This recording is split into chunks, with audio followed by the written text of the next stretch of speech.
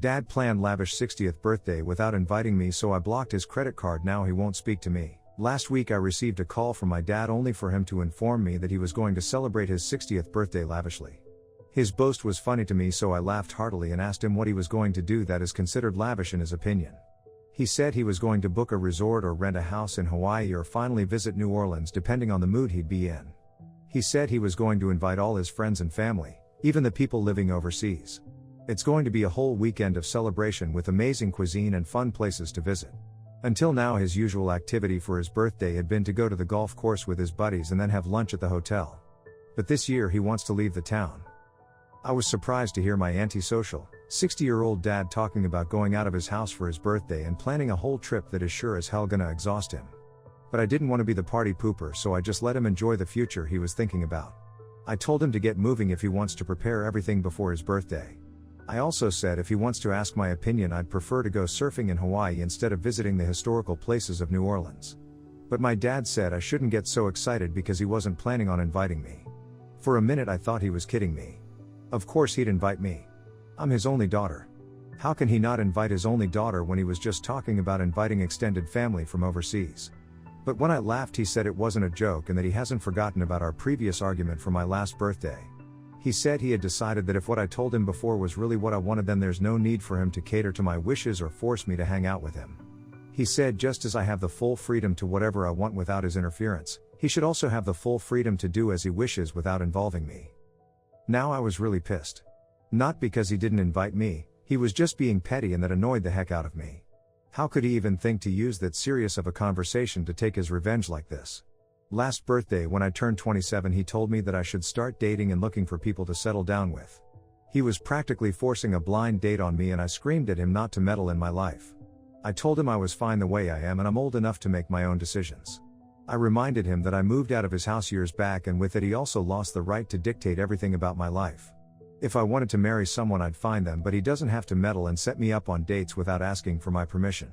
I told him we were both adults and it's about time he focused on his life while I lived mine the way I want. That was the argument from my previous birthday, and he just used something that was sensitive against me now when Hawaii was on the line.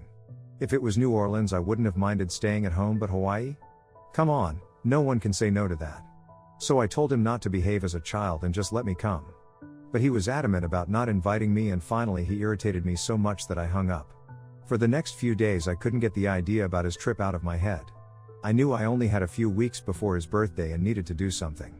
If my dad was being petty and doing this to teach me a lesson, then I couldn't back down. I just asked him to back off from my life and let me make my own decisions. It wasn't an unreasonable request. And not everyone had to be successful in every aspect for their life to be successful.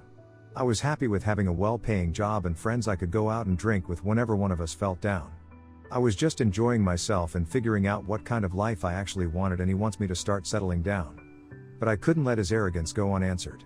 If he wanted to do this just so I'd go back to him saying we should be a part of each other's life, then I had no choice but to let him know that he depends on me for far more than I depend on him for. So I finally called my bank and told them that a credit card for my account needed to be blocked. It was the card I gave my dad when I got my last promotion. Growing up, we only used debit cards or cash and lived a decent life on my family's paychecks. But now I was capable of earning enough to let dad have a very comfortable life. I would have loved to spoil my mom too, but unfortunately she died when I was only in college. Now my dad lives alone and enjoys his retirement days in peace. When the bank told me that the card was blocked, I knew my plan would work.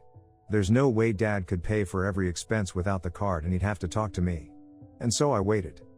A few days later, dad called me to tell me the card isn't working and he can't book the resort. He had decided on going to Hawaii and was planning to finish preparations before the end of the week. I told him if he really wants us to live completely separate lives, then it wouldn't be fair for me to pay for his things. So I got the bank to block the card. My dad got really furious with me. He scolded me for ruining his trip and hung up. Now, am I the a-hole here for actually showing him that he needs me? Shouldn't he just accept what I said because the boundaries I was establishing weren't so unreasonable? Update 1. It's been 3 weeks since the whole incident with my dad and the last post I made here about it. I read the replies people have left, and many of you were saying that I was the and should have handled things differently. Hearing so many perspectives really pushed me to think about my actions, and after reflecting a lot about what I did to my dad, I started feeling bad about the whole thing. I felt guilty for eventually becoming the same person as my dad and not being able to take the high road. I did come across as arrogant and entitled. Anyway, I tried calling my dad to apologize, but he wouldn't pick up my calls. He didn't even reply to any text messages I sent, and I did get worried thinking maybe something bad had happened. But now I'm just hoping that his lack of silence is just because he was still angry at me and he's still very healthy. I've taken a few days off from work and have booked a flight for tomorrow to go visit my dad. I also called my bank and asked them to unblock the credit card I had previously blocked. Actually, it was a much bothersome process since they asked me about a bunch of extra questions and details to confirm my identity. But it was necessary, so I did it. Hopefully Dad will forgive me after I apologize.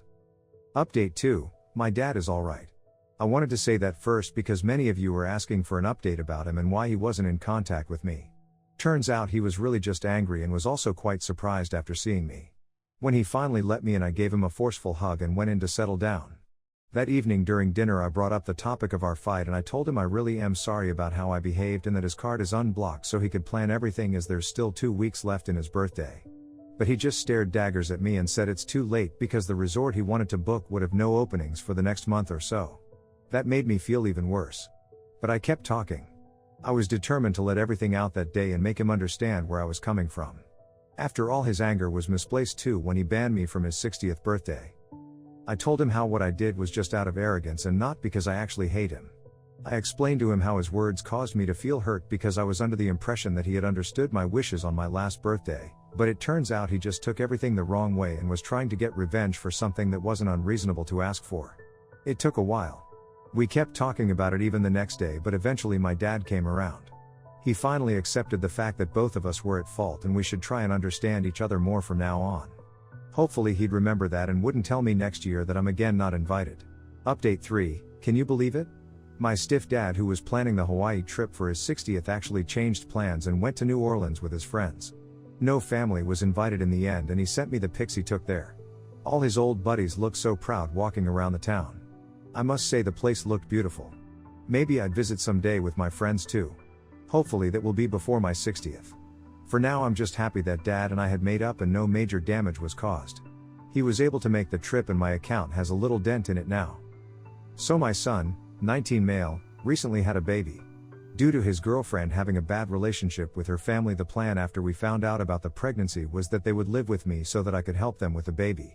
My granddaughter was born fairly healthy, just a bit early and on the small side, so she stayed in hospital for a bit, but her mom passed away during the birth. This absolutely destroyed my son, understandably, and he became very depressed. I thought a need to be there for his baby would get him through it, but it didn't. He didn't see her once in hospital, and didn't see her at home since he stayed in his room all the time. After giving him time to grieve, I decided to try different ways to get him up and healthy again. I soon realized mentioning his daughter only made him shut down, but eventually got him to see a therapist. This ended up helping him far more than I ever expected, and in just a couple weeks he was up and out again, talking to everyone in the house again and going to spend time with friends. Despite all of this though, he still completely ignored his daughter's existence. The few times he did mention her, he'd call her it, or say he didn't effing care about meeting and naming her, or that she was upset or needed a cuddle. I had been putting his disinterest down to depression, but I gave him time and understood that he was just not mentally prepared to be a dad. I figured he was scared, but he shut me and other family members down every time we tried to talk to him about her.